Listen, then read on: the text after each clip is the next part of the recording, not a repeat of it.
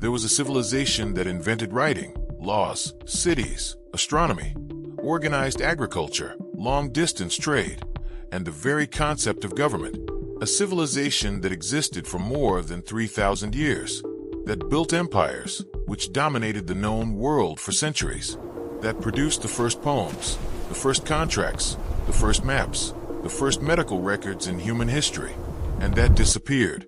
Not all at once, not in a single battle, not in a single day, but in a way so slow, so gradual, so silent, that by the time the world finally realized it was gone, it had ceased to exist centuries before. I am talking about Mesopotamia, the land between the rivers, the place where everything began. And what I am going to tell you today is not just how it disappeared, it is why it disappeared, and why that answer tells us something about ourselves that even today we prefer not to hear. Before we continue, if this kind of content grabs you, if you are passionate about discovering what really happened behind the great civilizations that shaped the world we live in, subscribe right now and hit the bell. It costs you nothing, and it helps me enormously. And leave me one single thing in the comments. Did you know that Mesopotamia existed for more than 3,000 years before it disappeared? Yes or no? I want to see how many of you already knew that, and how many are finding out right now. Alright, let's go back to the very beginning. Mesopotamia is not a country. It is not a culture. It is not a single civilization. It is a geographical concept that describes the region located between the Tigris and Euphrates rivers, in what is today mainly Iraq, with parts of Syria, Turkey, and Iran. And within that geographical space, over a period of nearly 4,000 years, some of the most extraordinary civilizations the human being has ever produced flourished and succeeded one another. The Sumerians, the Akkadians, the Babylonians, the Assyrians, the Chaldeans, each one building on the ruins of the one before, each one taking what had been created previously and carrying it further, higher, more complex. To understand why all of that disappeared, you first have to understand what it was. And what it was is almost impossible to believe when you look at it with modern perspective. In the year 3500 BC, while the rest of the world was living in scattered villages with no communication between them, cities already existed in Mesopotamia. Real cities. Uruk, the largest of its era, had between 50 and 80,000 inhabitants. To put that in perspective, at that exact same moment, all of Europe was a collection of small agricultural villages with no writing, no formal laws, no urban infrastructure of any kind. Uruk had multi-story temples, irrigation canal systems that transformed the desert into fertile land, centralized warehouses where grain from the entire region was stored and distributed, and an administrative bureaucracy so sophisticated that it needed to invent writing in order to function. That is the first thing you have to understand about Mesopotamia. Writing was not a cultural invention. It was an administrative invention. The first cuneiform texts we know of are not poems or religious stories. They are accounting records, livestock lists, grain inventories, commercial transactions. Human beings invented writing because the administrators of Uruk needed to keep track of how many goats had entered the warehouse and how many had left. Literature came later.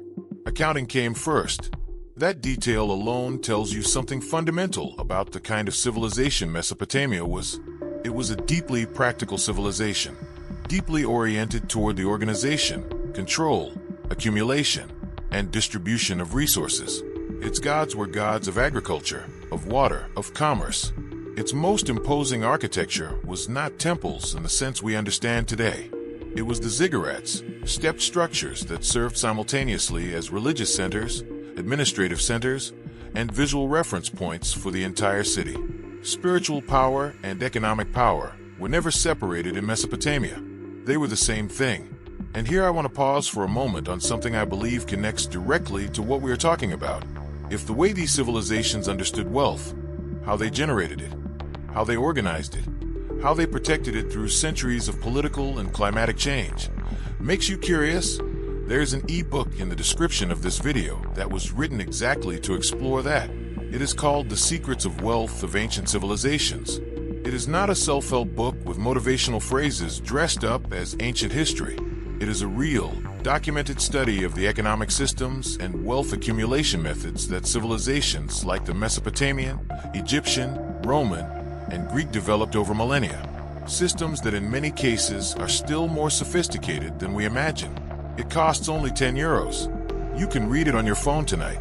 And by purchasing it, you are directly supporting this channel, so we can keep producing this kind of content. The link is in the description. Check it out before you forget.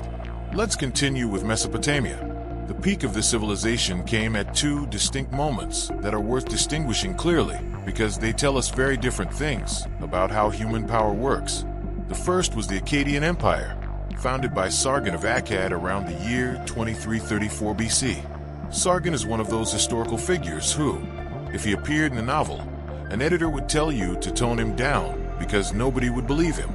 He was of humble origin, possibly an illegitimate son, who rose from being the cupbearer of the king of the city of Kish to conquering all of Mesopotamia and founding the first multinational empire in history. Not a city-state, not a confederation, an empire with a center of power, with provinces administered by governors appointed from the capital, with a standing army, with a currency and a unified system of weights and measures for the entire territory. 4,300 years ago, when in Europe, not even the concept of a city yet existed, the Akkadian Empire lasted less than 2 centuries before fragmenting. And the reason it fragmented is the first clue about what would eventually bring down the entire Mesopotamian civilization: the climate. Geological and archaeological research carried out over recent decades has identified a severe climate event around the year 2200 BC. A prolonged drought, possibly lasting several decades, that affected the entire eastern Mediterranean and Middle East region. Harvests failed. The irrigation canals that had transformed the desert into fertile land began to lose water flow. The cities that depended on agricultural surpluses to maintain their urban populations began to empty out. The Akkadian Empire did not fall before an enemy army. It fell before the rain that stopped falling. That pattern would repeat itself multiple times throughout the history of Mesopotamia.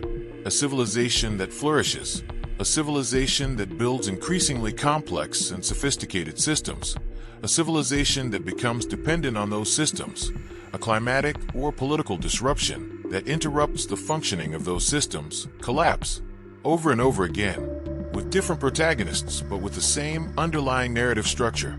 The second great peak was Babylon, and this is where the story becomes truly cinematic. Babylon under King Hammurabi, who ruled between 1792 and 1750 BC, reached a level of legal and administrative sophistication that would not be seen again in the West until the Roman Empire.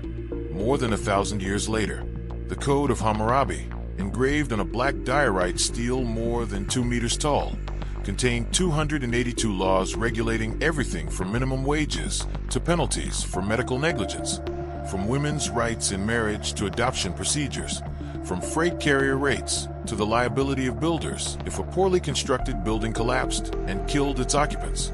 Nearly 4,000 years ago, with a legal precision that many modern legal systems have still not equaled in terms of coverage and specificity. The city of Babylon at its greatest glory, under the reign of Nebuchadnezzar II in the 6th century BC, was the largest city in the world.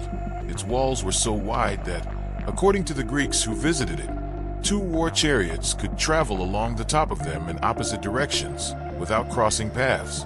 The Hanging Gardens, if they existed as the ancient sources described them, would have been a hydraulic engineering work of extraordinary complexity for the era. Pumping systems that raised water from the Euphrates to gardens built on terraces several tens of meters high in the Mesopotamian desert, 2,600 years before modern engineering. Hey, before we continue, I need to ask you something. Write in the comments which of these Mesopotamian civilizations you find most fascinating. The Sumerians who invented writing, the Akkadian Empire of Sargon, the Babylon of Hammurabi and his laws, or the Babylon of Nebuchadnezzar with its legendary gardens. Every comment you leave tells the algorithm that this content is worth watching and helps me understand which parts of history connect most with you. And now comes what cost me the most to understand when I studied this topic in depth: the ending. Because Mesopotamia did not end from one day to the next. There was no final battle. No conqueror who arrived and wiped everything out in a single stroke. What there was instead was something far more disturbing: a slow, progressive, almost imperceptible loss of relevance. The first serious blow came with Alexander the Great in the year 331 BC, when Alexander defeated the last great Persian king, Darius III, and took control of Babylon. The city received him without resistance. The Babylonians opened the gates. They preferred Alexander to the Persians, and Alexander, fascinated with Babylon, declared it the capital of his Eastern Empire and died there 2 years later. For a moment it seemed that Babylon might become the center of the Hellenistic world, but Alexander's successors had other plans. Seleucus, one of his generals, founded a new capital called Seleucia on the Tigris, just 50 kilometers from Babylon, and he began actively relocating the Babylonian population to the new city, not by force, for the most part, but by offering economic incentives, commercial opportunities, a life more connected to the networks of the Hellenistic world. Babylon began to empty out, not dramatically, but little by little, family by family, merchant by merchant. The process accelerated with the Parthians, who conquered the region in the 2nd century BC, and was completed by the Sassanids in the 3rd century AD. By then, Babylon was little more than a set of ruins, inhabited by a small community of priests who still maintained some of the religious rituals of the ancient tradition. Cuneiform writing, that system of signs that had been the nervous system of the entire Mesopotamian civilization for more than 3,000 years, was written for the last known time in the year 75 AD. An astronomical text, a record of celestial observations, written by someone who was probably one of the last human beings on the planet who knew how to read and write in cuneiform. After that text, silence. 3,000 years of continuous writing. 3,000 years of records, of poems, of laws, of diplomatic correspondence, of astronomical observations, of medical recipes, of commercial contracts, of mythology, of mathematics. And then silence. The language disappeared. The writing disappeared. The religious rituals disappeared. The collective memory of everything Mesopotamia had been and built was lost so completely that when the first European archaeologists began excavating in Iraq in the 19th century, they found tablets covered in marks that nobody in the world could read. Nobody knew they were writing. Nobody knew that beneath those hills of earth and sand there were entire cities waiting to be discovered. Nobody remembered Sargon, or Hammurabi, or Nebuchadnezzar, except as vague names mentioned in biblical texts without any real context. An entire civilization had disappeared so completely from human memory that we had to rediscover it from scratch. And why does that matter today? Because Mesopotamia did not disappear because it was weak. It disappeared because of a combination of factors that no system, however sophisticated, can resist indefinitely. Climate change that altered the basic conditions of subsistence, political pressure from larger empires that absorbed its territory, economic competition from new trade routes that left its cities out of the game, and finally a gradual loss of cultural identity as its populations integrated into broader systems that offered better immediate living conditions in exchange for abandoning the traditions that defined them. That is not ancient history. That is a pattern that repeats itself. That has always repeated itself, and that will keep repeating itself as long as human beings build civilizations that grow until they become too complex to adapt at the speed with which the world changes around them. What we can do is learn from those patterns, understand how these civilizations built their systems of wealth and power, what principles they used to sustain themselves for millennia, what mistakes they made that left them vulnerable when the world changed. If that interests you, the ebook in the description, The Secrets of Wealth of Ancient Civilizations, is exactly that analysis. €10 tonight on your phone. And every purchase directly supports this channel, so we can keep bringing you real history, unfiltered, unsimplified, and never boring. The link is in the description. See you in the next video.